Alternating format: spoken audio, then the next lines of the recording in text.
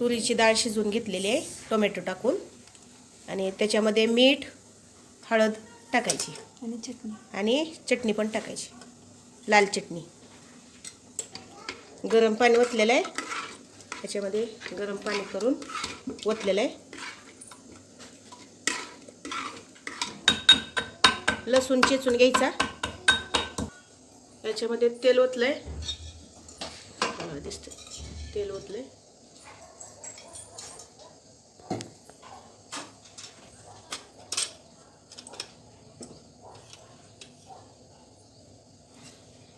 मोहरी टाकायची,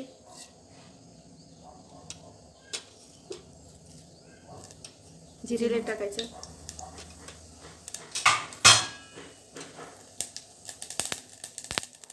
कढीपत्ता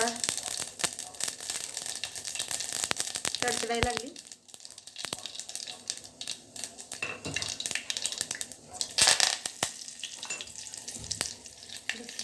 लसूण,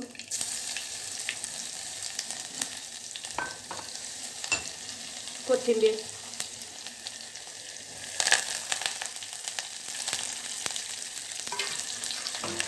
आणि आता हे शिजवलेली तुरीची डाळ